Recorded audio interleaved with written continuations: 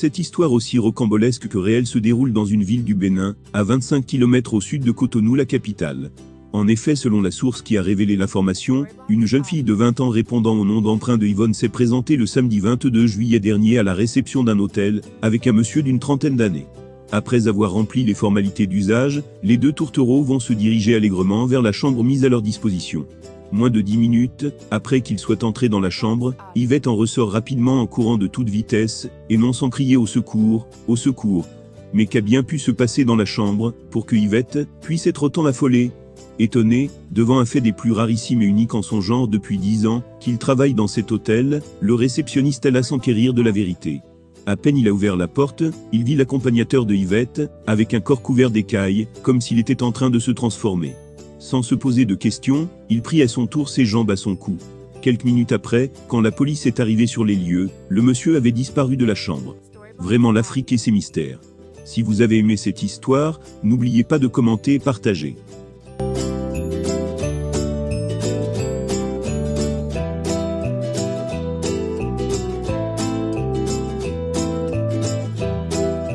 Un homme de Dieu s'apprête à épouser une femme qui exerce le plus vieux métier du monde, qui est la prostitution. Bonjour cher lecteur, je suis une fidèle d'une église dont je préfère taire le nom.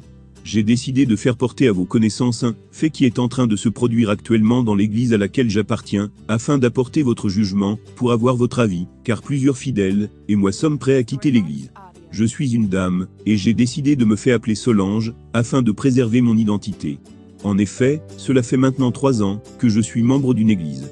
Le pasteur de l'église est un homme célibataire, qui vit seul. Il nous a fait savoir qu'en ce qui concerne le mariage, Dieu ne lui a pas encore donné l'autorisation, mais au moment venu Dieu lui montrera celle avec qui il va se marier. C'est ainsi qu'un jour, il y a 4 mois de cela, qu'une jeune dame est venue à l'église. Elle est en effet une nouvelle fidèle. 2 semaines après son arrivée dans l'église, elle a fait un témoignage sur sa vie. Dans son témoignage, elle a parlé de sa vie. Elle nous a fait savoir qu'elle exerce la prostitution, mais elle veut changer de vie en donnant sa vie à notre Seigneur. Après son témoignage, nous étions heureux du fait qu'elle a décidé de changer de vivre et d'accepter de marcher dans le droit chemin.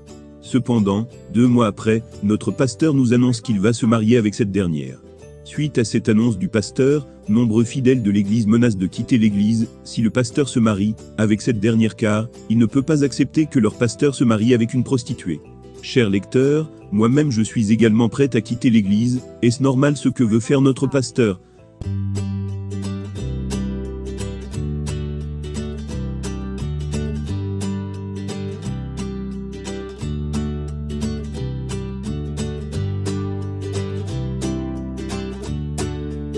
Storybox Audio.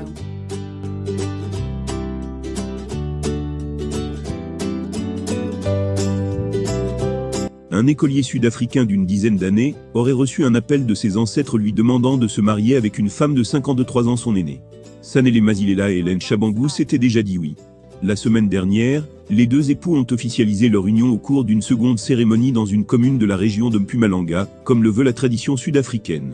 Sauf que Sanele Masilela n'est pas un jeune marié comme les autres. À 11 ans, il a épousé une femme de 53 ans, son aînée. Comme le rapporte le site sud-africain Time, l'écolier a décidé de se marier avec Hélène Chabangou, déjà mariée et mère de 5 enfants, après que ses ancêtres lui sont apparus, et lui ont demandé d'agir ainsi.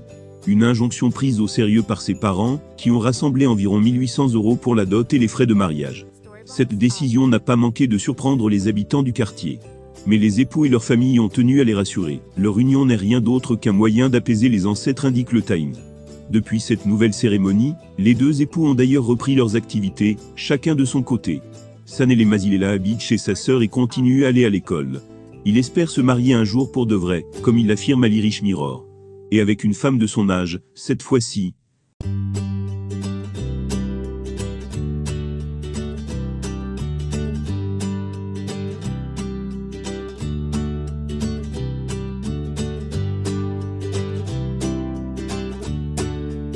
Storybox Audio.